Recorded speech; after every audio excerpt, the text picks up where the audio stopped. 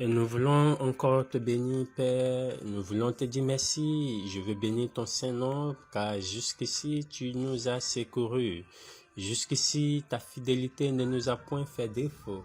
Jusqu'ici, ta main a demeuré sur nous. Jusqu'ici, ta grâce a été avec nous. Jusqu'ici, tu nous as fait du bien. Jusqu'ici, tu as été avec nous. Ta main a demeuré sur nous. Tu nous as fortifiés, tu nous as vivifiés, tu nous as enseignés, tu nous as renouvelés, tu nous as fait du bien. Béni sois-tu, Père. Je veux te dire merci, être vraiment reconnaissant pour tant de bienfaits, tant de bonté, pour tant de grâce envers ma pauvre personne, dans mes faiblesses, dans la faiblesse de ma parole, dans ma faiblesse de ma manière de m'exprimer. Tu as montré ta gloire, tu as montré ta puissance et je sais que tu as fait du bien. Je veux encore te dire merci. Alors Père, je veux te confier ce nouveau jour, te confier les enseignements de ce jour, le thème de ce jour, ma pauvre personne, le frère, la sœur qui m'écoute. Je veux te confier toutes choses afin que ta main se pose sur nous, ton esprit prenne le contrôle de toutes choses, dispose toutes choses pour la gloire de ton Saint-Nom, dispose cette salle où chacun me rejoint pour écouter ce temps et ta parole en ce jour. Parle à chacun d'entre nous. Que ta parole demeure esprit et vie. Demeure feu et marteau. Demeure épée à double tranchant. Qu'elle continue de révéler les secrets du cœur. Qu'elle continue de nous faire du bien. Pour la gloire de ton Saint-Nom. Au nom de Jésus. Amen. Shalom famille. Que la grâce de notre Seigneur Jésus-Christ, l'amour de Dieu le Père, la communion de l'Esprit soit toujours ton partage au nom puissant de Jésus. Amen. Mercredi 22 juin 2022. Shalom encore. Et nous continuons avec notre thème de la semaine qui est l'union avec Christ.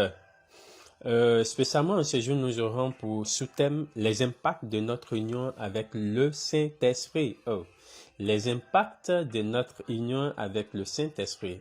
Alors, nous allons commencer par ouvrir notre Bible et aller dans le livre de Jean, Jean 14, versets 16 à 17. Ça sera la référence de notre sous-thème du jour. Je lis la parole de Dieu. Et moi, je demanderai au Père de vous donner quelqu'un d'autre pour vous conseiller et vous défendre, afin qu'il reste toujours avec vous. C'est l'esprit de vérité, celui que les hommes loin de Dieu sont incapables d'accueillir parce qu'ils sont aveugles pour ce qui le concerne et qu'ils n'en ont aucune notion. Pour vous, par contre, il n'est pas un étranger car il est auprès de vous et il demeurera en vous. Parole du Seigneur. Alors, que la parole de Dieu, elle est vraiment comme du miel. Alléluia. Et il dit, c'était le Seigneur Jésus qui parlait. Amen. Et il était en train, autrement, d'annoncer sa mort et sa résurrection, sa montée auprès du Père dans le ciel. Il était en train d'annoncer sa séparation avec nous, autrement dit, avec la terre, avec les frères, avec les sœurs. Et il a commencé par dire, et moi, je demanderai au Père de vous donner quelqu'un d'autre pour vous conseiller et vous défendre. Pour vous conseiller et vous défendre. Quelqu'un d'autre pour conseiller, pour défendre. Il restera toujours avec vous. C'est l'esprit de vérité, celui que les hommes loin de Dieu sont incapables d'accueillir parce qu'ils sont aveugles pour ce qui le concerne et qu'ils n'en ont aucune notion. Pour vous, par contre, il n'est pas un étranger car il est auprès de vous et il demeurera en vous. Amen. Il dit, il nous donnera quelqu'un d'autre. Il va prier le Père pour que le Père nous donne quelqu'un d'autre. Quelqu'un d'autre, qu'est-ce que cela veut dire? Lui, il s'en va et il demande à ce que quelqu'un d'autre vienne. Je rappelle le thème. Le thème, c'est les impacts de notre union avec le Saint-Esprit. Et parlons d'abord, quand on parle des impacts de notre union avec le Saint-Esprit, cela sous-entend que tu as déjà parvenu à l'union avec le Saint-Esprit. Amen. parlons légèrement de cette union avec le Saint-Esprit. Il dit, je vous donnerai quelqu'un d'autre. Amen. S'il dit quelqu'un d'autre, c'est-à-dire quelqu'un d'autre qui sera comme lui, au fait, pour vous défendre, pour vous conseiller, c'est-à-dire quelqu'un d'autre qui sera comme moi, qui continuera le travail avec vous, au fait. Ok? Et c'est ce que cela veut dire. Quand on parle d'union avec le Saint-Esprit, souvent, le fait que le Saint-Esprit demeure dans notre esprit, demeure un esprit, et on a du mal à comprendre la marche et l'union avec lui, au fait. Ok? Pour mieux comprendre, essayons légèrement de parcourir la vie de Jésus et ses disciples. Amen. Il dit, il va donner quelqu'un d'autre qui sera comme lui, Jésus. D'accord? Et il parlait à qui? Il parlait à ses apôtres. Ok? Et qu'est-ce que cela veut dire? Ça veut dire que moi, je m'en vais. Ok? Mais quelqu'un d'autre va revenir. Quelqu'un d'autre va venir. Il continuera le travail. Ok? Il sera comme moi. Qu'est-ce que les apôtres, quelle sera la part des apôtres avec cette nouvelle personne qui viendra? Au fait, les apôtres continueront à le suivre comme ils suivaient Jésus. Ok? Au fait, quand Jésus était là, partout où Jésus partait, ses apôtres étaient avec lui. Ils le suivaient partout. Ils l'accompagnaient en toutes choses. Quand ils se réveillent le matin et ils voient que Jésus n'était pas là, ils vont le chercher. Ils vont le trouver dans les lieux déserts. Ils vont dire, ah mais nous te cherchons depuis longtemps. Jésus va dire, allons ailleurs. Et ils vont le suivre.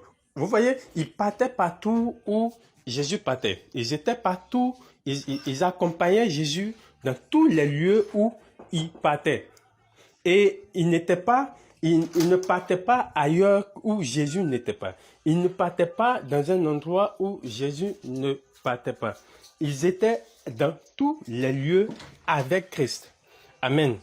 Alors, si ils le suivaient ainsi, s'ils étaient avec lui ainsi, s'ils ne restaient pas loin de Christ, autrement dit, celui qui viendra, qui va représenter Christ, celui-là également sera avec lui. Celui-là également, les apôtres vont le... Ce qui veut dire que les apôtres vont continuer à suivre, cette autre personne qui viendra, tout comme ils suivaient Jésus, à obéir à cette personne, tout comme ils obéissaient à Jésus.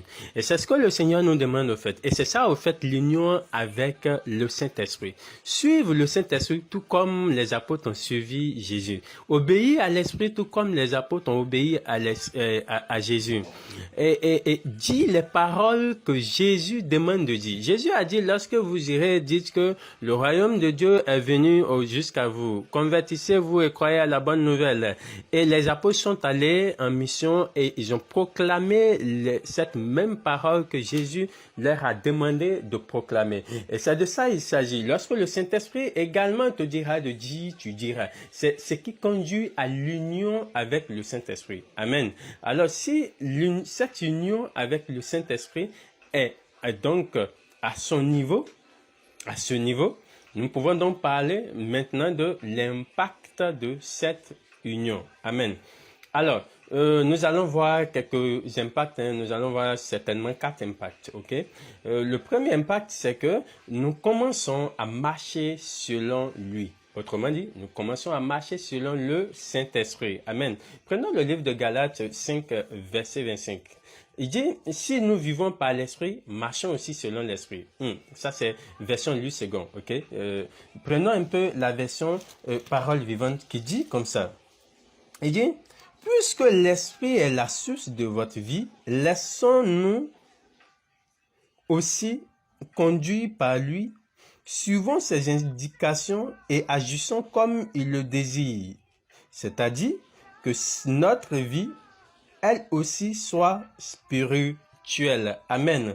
Il y a quelques mots qui sont vraiment très touchants. Il dit, suivons ses indications, agissons comme il le désire. Suivons quoi? Ses indications et agissons comme il le désire. Amen. Je rappelle, cet impact, c'est nous voulons commencer à marcher selon l'Esprit. Et lorsqu'il dit de suivre ses indications et d'agir comme il le désire. Au fait, lorsque le Saint-Esprit vient dans ta vie, lorsqu'il est dans ton cœur, amen, il te communique des désirs.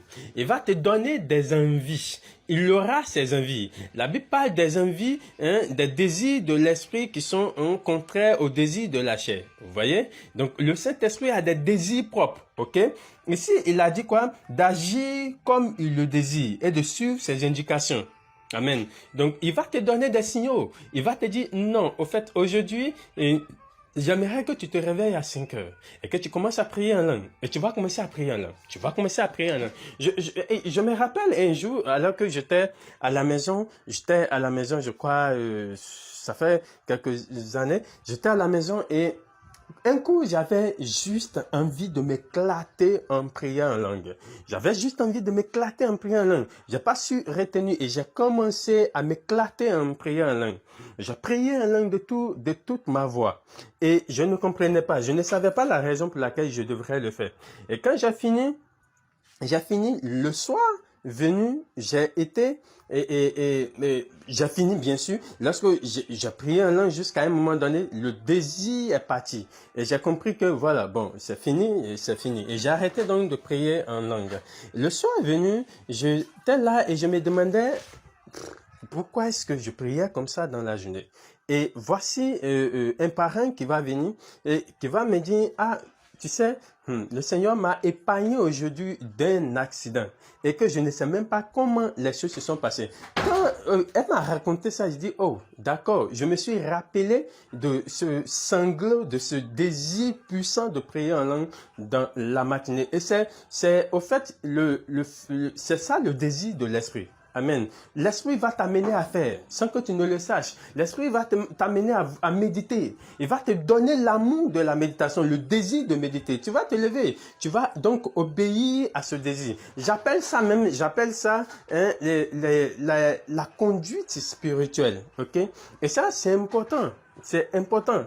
La discipline, spirituelle. Et ça, c'est important. Et cette discipline consiste à quoi? À obéir dès que tu sens le désir de l'esprit monter en toi. Et le désir de l'esprit va te pousser aux choses intéressantes, aux choses bonnes, aux choses bibliques, au fait, aux choses bonnes. Amen. Et tu vas avoir les désirs, ces désirs-là qui vont monter en toi. Et la discipline spirituelle maintenant va consister à rapidement obéir à ces désirs, à accomplir rapidement ces désirs sans attendre. Amen.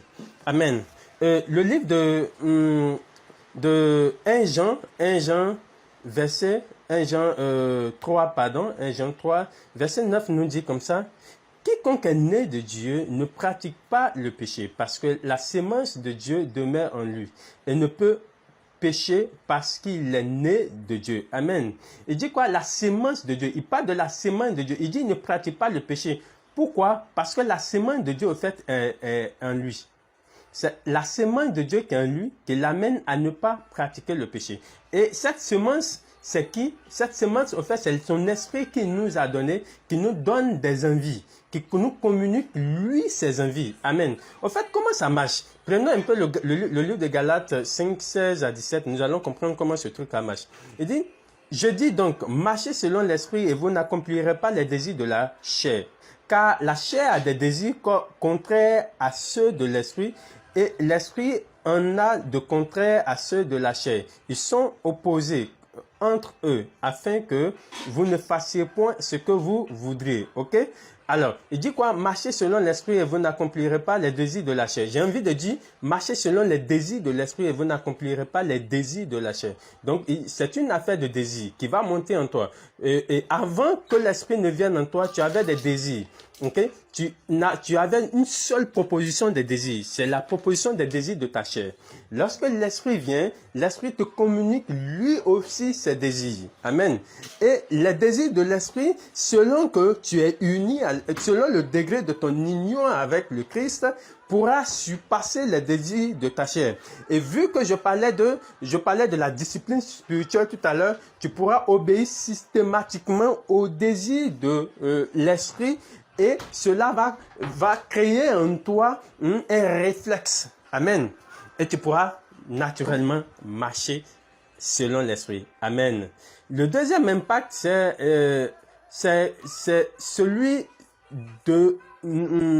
comment on appelle? Le deuxième impact, c'est que nous pouvons désormais parler selon lui. Voilà. Donc, tout à l'heure, on a parlé de marcher selon lui. Nous pouvons désormais parler selon lui. Amen. Le livre de Matthieu 10, verset 20, comme ça, dit, car ce n'est pas vous qui parlerez. C'est l'Esprit de votre Père qui parlera en vous. Oh yes. Il dit quoi? C'est l'Esprit de votre Père qui parlera en vous. Et c'est un peu ça, en fait. L'Esprit va créer en toi une sagesse qui surpasse la sagesse humaine. Ok? Une sagesse qui va t'amener à répondre, à parler, à réagir, à parler. Et tu vas peut-être dire, ah non, mais je ne parlais pas comme ça. Je n'avais pas l'art de la parole comme ça. Je ne pouvais pas m'exprimer comme ça. Regardez Pierre. Pierre, alors qu'il pouvait dire que, alors que Pierre était devant, la femme, cette servante du grand prêtre qui était devant Pierre, et cette femme disait, mais toi tu étais avec Jésus, non? Pierre a régné. Pourquoi? Parce que l'esprit n'était pas en lui. L'esprit n'était pas en lui, donc il ne pouvait pas parler selon l'esprit. Donc, il va parler selon quoi? Les désirs de sa chair. Et sa chair avait manifesté une peur en ce moment.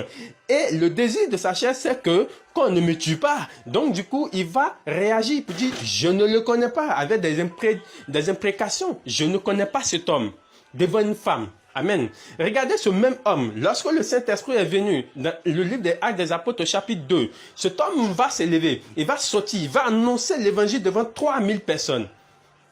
Bon, devant des multitudes de personnes, et 3000 sont sauvés. Donc, il y avait au moins 3000 personnes. Celui qui tremblait devant une femme, aujourd'hui annonce l'évangile devant 3000 personnes. Celui qui a régné Jésus devant une femme, a été capable de reconnaître et de proclamer Jésus devant 3000 personnes. Il dit quoi? Quand l'Esprit viendra, il parlera en vous. Amen. Il parlera en vous. Et c'est ça, au fait. Quand l'Esprit vient, il t'amène à réagir bien. Et à bien parler, au fait. À bien parler, hein, à bien convaincre, à bien toucher les cœurs. Et c'est de ça qu'il s'agit. Amen. Amen. Voilà. Donc, nous pouvons désormais parler par lui.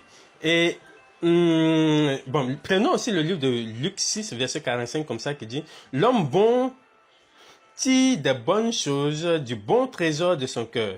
Et le méchant tire de mauvaises choses de son mauvais trésor, car c'est de l'abondance du cœur que la bouche parle. C'est bien ça. Ok? C'est ce qui est en toi, au fait, qui t'amènera à parler. J'ai pris le cas de Pierre tout à l'heure. Lorsque Pierre n'avait pas encore le Saint-Esprit, qu'est-ce qui était en lui? C'était la peur. Donc la peur l'a amené à parler. La peur l'a amené à dire, oh, je ne connais pas cet homme. Je ne le connais pas. Laissez-moi. On dit, non, mais toi, non, mais on t'a vu derrière lui. Il dit, non, mais je ne le connais pas. Amen. Mais quand le Saint-Esprit est venu, le Saint-Esprit est là désormais, qu'est-ce qu'il va dire? Il va dire, oh, cet homme que vous avez tué, que vous avez crucifié, ce Saint de Dieu, vous voyez, il le reconnaît, il le proclame devant 3000 personnes. Amen. C'était le bon trésor qui est venu en lui. Amen. Alors, également, nous pouvons, notre troisième impact, et nous allons voir rapidement, c'est que il impacte notre caractère pour la gloire de Dieu. Ok? Donc, le Saint-Esprit impacte notre caractère pour quoi? La gloire de Dieu. Prenons le livre rapidement de 1 Corinthiens 6, verset 19.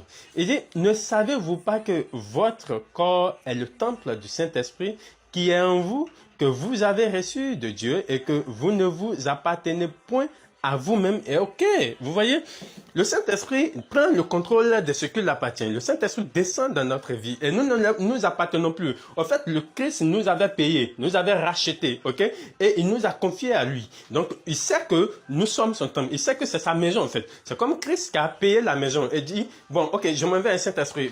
Voici la maison que j'ai payée. Voici les droits, tout ça, hein. Ok, ça devient désormais pour toi. Et le Saint-Esprit prend le contrôle de sa maison. Il fait de sa maison ce qu'il veut, ok. Il vient, il nettoie la maison, il rend la maison propre, pure, il renouvelle la maison, ok, et il comble la maison. Amen.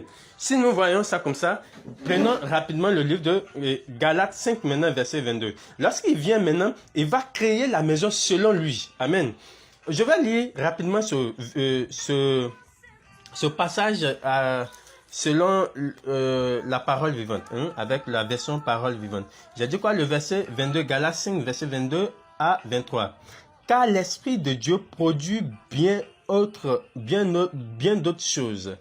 Le fruit de l'esprit, c'est l'amour, la joie, la paix, la patience, le bon caractère, l'amabilité, la serviabilité, la bonté, la générosité, la fidélité, la confiance dans les autres, la douceur, la modestie, l'humilité, l'aptitude à céder et à s'adapter. Oh, la tempérance, la chasteté, la maîtrise de soi. Aucune loi n'interdit cela. Et contre ceux qui vivent ainsi, elle n'a pas même besoin d'intervenir. Amen. Ok, vous voyez, quand le Saint-Esprit vient en fait, il renouvelle la maison selon lui, ok? Et il positionne des choses où il veut. Le Saint-Esprit est comblé, est rempli d'amour, ok? Rempli d'amabilité, rempli de bonté, rempli d'humilité, d'aptitude à céder et à s'adapter. Hein? Le Saint-Esprit est rempli de chasteté, de maîtrise de soi. Le Saint-Esprit est rempli de douceur, de modestie, hein? De la générosité, de la fidélité, de la confiance, ouais, de la maîtrise de soi. Vous voyez? Donc, quand il vient, il impacte ce qu'il est en toi. Non, je veux dire, il imprime ce qu'il est en toi. Et vu que tu as créé la discipline spirituelle, tu obéis radicalement dès que tu sens cela. Cela devient une attitude pour toi, ok? Et désormais, lorsque tu es face à quelqu'un hein, qui hausse la voix ou bien qui ne la maîtrise de soi, hein, tu as envie d'ouvrir la bouche et la maîtrise de soi dit oh, et tu te calmes. Et ainsi, cela devient une attitude pour toi. Ok? Une attitude pour toi. Donc, le Saint-Esprit, impacte notre caractère pour la gloire de Dieu. Amen. C'est bon? Nous pouvons voir le dernier rapidement qui est le dernier, ok? Il nous conduit dans la préparation de notre vocation. Voilà. Le Saint-Esprit nous conduit également dans la préparation de notre vocation. Amen. J'ai dit, on voit juste 4. Hein. Il y en a plusieurs. On voit juste 4. Il nous conduit dans la préparation de notre vocation. Prenons un peu le livre de Luc, Luc 4, verset 1 à 13, où il a conduit Jésus au désert. Vous voyez, quelqu'un dont l'Esprit de Dieu descend sur lui. Quelqu'un sur qui l'Esprit de Dieu descend. Et il s'élève. Il y a un désir qui est monté en lui. Et il a obéi au désir. C'est pas que je ne pense pas que le Saint-Esprit ait attrapé les pieds de Jésus et dit ok, tourne comme ça, ok, tourne comme ça, ok. La Bible, excusez-moi, il y a l'Église qui dit souvent que la grâce ne détruit pas la matière, ok. La grâce ne détruit pas la matière. Autrement dit, quand la grâce vient sur toi, hein, il ne détruit pas la matière. Et la Bible même le dit mieux même, ok? La Bible le dit mieux. La Bible dit que l'esprit de prophète est soumis au prophète, ok? Donc, l'esprit de prophète ne domine pas le prophète, d'accord? Donc, l'esprit ne va pas attraper ton pied pour dire, va à gauche, va à droite, ok, va au désert, attrape ton pied, te tourne au désert. Non. C'est un désir fort qui est né en Christ, hein, d'aller au désert, de se retirer des hommes, de rester seul, hein, de rentrer dans un temps de jeûne, où tu es là, tu as envie de rentrer dans un temps de jeûne. Et la discipline spirituelle t'amène à obéir à ce désir. Et le Seigneur est allé au désert. Il allait se préparer au désert. Et vous savez, souvent, il y a certaines situations qui arrivent lorsque le Saint-Esprit vient dans ta vie. Tu es heureux, ok? Certes, mais la situation externe de ta vie semble aller contre ce que la parole déclare. Comme quoi, tu seras béni dans le champ, tu seras béni à la maison, ok? Comme quoi, 1000 tomberont à ta gauche, 10 000 à ta droite, tu ne seras pas atteint, ok? Les circonstances extérieures semblent aller contre ce qui est en toi. Et tu te dis souvent, ah, mais qu'est-ce qui se passe? Le Saint-Esprit envoie en moi. Autrement dit, qu'est-ce que je veux dire? Quand il te conduit, c'est pas que tout est rose sur ta route, ok? Mais sache une chose, tout concourt au bien de ceux qui aiment Dieu. Tout concourt au bien de ceux qui aiment Dieu. Et il te conduit. Il va te conduire dans les moments, il va te faire passer dans la vallée de l'homme de la mort. Il va aussi te faire sortir de cette vallée. Il va te présenter devant tes ennemis. Il va oindre ta tête. Et il va aussi te bénir. Et c'est la marche de l'esprit. Amen. Donc, c'est un peu les quatre que nous verrons aujourd'hui. Que la main du Seigneur soit sur toi et que le Saint-Esprit continue à te conduire au nom puissant de Jésus-Christ de Nazareth. Amen.